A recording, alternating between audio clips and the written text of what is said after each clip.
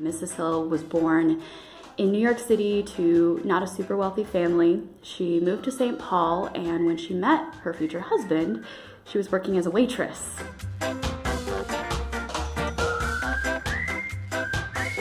They hit it off and got engaged and got married and had 10 kids and lived in the biggest house in Minnesota.